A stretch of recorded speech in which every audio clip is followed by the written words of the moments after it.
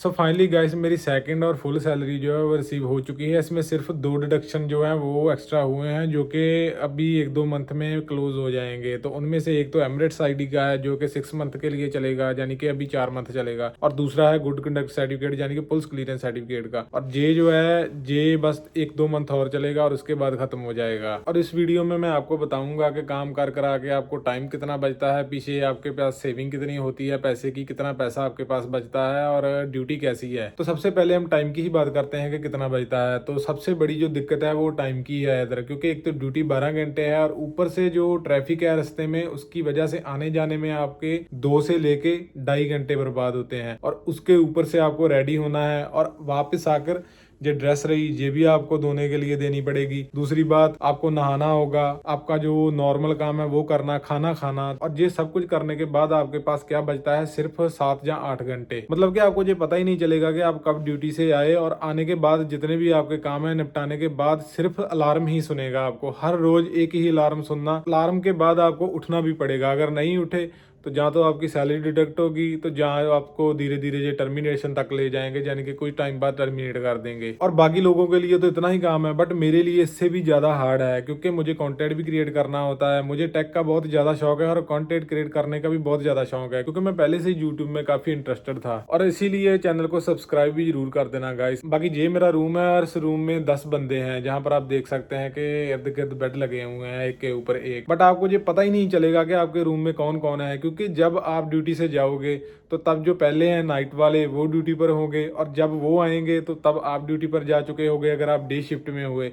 और ऐसे ही सर्कल चलता रहता है, रिपीट चलता रहता है। 1 से लेके 2 बंदे या 3 बंदे आपको रूम में मिलेंगे, मतलब कि इस बात के रेयर ही चांस है कि आप इधर दोस्त बना सको। और अब बात करते हैं सैलरी की, जो कि जनवरी मंथ की आई है मेरी, और मंथ में मैंने 28 दिन काम किया है, और 28 दिन के बाद मेरी सैलरी आई है 2348 द्राम्स। और जहां पर आप डिडक्शन भी देख सकते हैं जो हुई है, और डिडक्शन करने के बाद मुझे बचा है 1961 द्राम। और इन पैसों में से ही आपको खुद की सेविंग भी करनी पड़ती है और उसके अलावा घर में भी डालने पड़ते हैं, क्योंकि इसीलिए तो हम आए हैं। तो सेविंग का सबसे बढ़िया तरीका ये है कि अपने खाने को मैनेज करना और अपनी हैबिट्स को कंट्रोल करना। तो जो अल्कोहल वगैरह और लड़कीबाजी के चक्कर में पड़ते हैं उनकी सेविंग तो नहीं होती इधर, सीधी सीधी बात है। तो मैं ऐसा करता हूँ कि 2 टाइम का मैंने खाना लगवाया हुआ है, क्योंकि 2 टाइम मुझे खाने की जरूरत पड़ती है। अपना अपना हिसाब होता है, कुछ तो एक टाइम ही खाते हैं। तो एक टाइम का मैं ऐसा करता हूँ कि जो ओट्स वगैरह यूज करता हूँ, तो ओट्स इधर सस्ते ही मिल जाते हैं, कुछ 12 और 13 ग्राम के मिल जाते हैं। तो ओट्स में मैं डेट्स वगैरह डाल के अपना एडजस्ट कर लेता हूँ, और ज्यादा से ज्यादा एक मंथ में 3 से 2.5 डब्बे जो है वो लग जाते हैं, यानी कि कम से कम आपका 40 ग्राम का खर्चा आएगा और सैंड डेट्स का डालकर महीने का।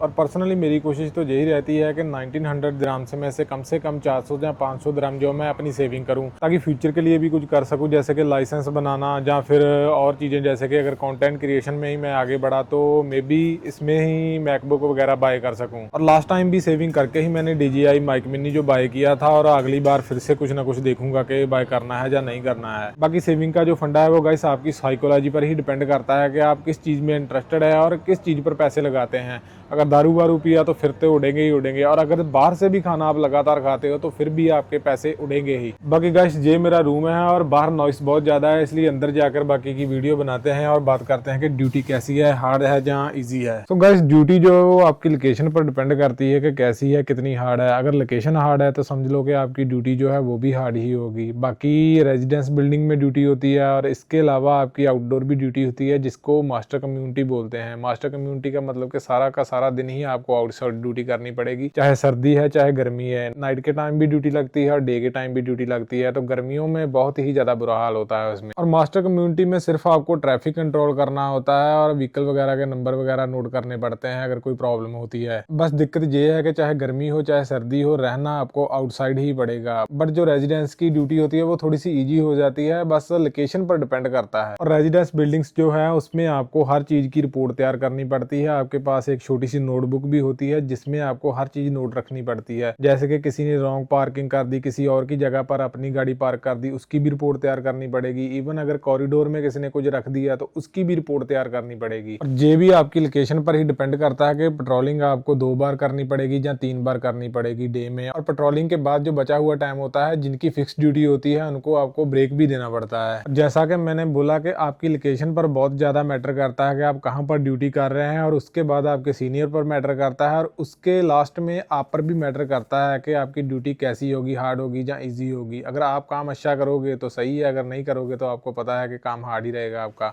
देखो रेजिडेंस में जो ड्यूटी होती है उसके बहुत ही ज़्यादा बेनिफिट हैं, जैसे कि जहाँ पर अलग अलग नेशनैलिटी के लोग रहते हैं, आपको पता है क्योंकि दुबई एक मल्टीनेशनल कंट्री बन चुका है इस टाइम, तो बहुत सारी कम्युनिटी इधर रहती हैं, आपका कम्युनिकेशन बढ़ता है। इसके अलावा और भी बहुत सारे बेनिफिट हैं, जैसे कि आपको कुछ नया सीखने को मिलता है, आपको न्यू अपॉर्चुनिटीज़ का पता चलता है और अपॉर्चुनिटीज़ को लेके दुबई जो है बहुत ही जानी मानी सिटी बन चुकी है इस टाइम। इसके अलावा वहाँ पर रहने वाले रेजिडेंस से लेकर आपके क्लीनर तक भी लिंक्स बन जाते हैं। बस इतना है कि रेजिडेंस बिल्डिंग में आपको बहुत ज़्यादा विजिलेंट रहना पड़ता है, हर चीज़ अपने आप से ही नोट करनी पड़ती है। और मास्टर कम्युनिटी में काम तो बहुत कम है, बट वहाँ पर आपको आउटसाइड ही रहना पड़ेगा सारा दिन, और वहाँ पर आपकी किसी से जान पहचान भी नहीं होगी। बाकी जिस कंपनी में मैं हूँ उस कंपनी में टिप लेना अलाउड नहीं है, बट कईयों का लक बहुत अच्छा है और कंपनीज में उनको टिप वगैरह मिलती है और टिप लेना अलाउ भी है। तो इस सिक्योरिटी गार्ड के काम से ही वो 3-3, 4-4 हज़ार दिरहम कमा रहे हैं। और रेजिडेंस बिल्डिंग का ये भी बेनिफिट है कि वहाँ पर कई बार आपको परमानेंट ही खाना मिलना शुरू हो जाता है। और अगर वीडियो अच्छी लगती है तो चैनल को सब्सक्राइब जरूर करना, ताकि मैं आगे भी ऐसी ही वीडियोस वगैरह डालता रहूँ।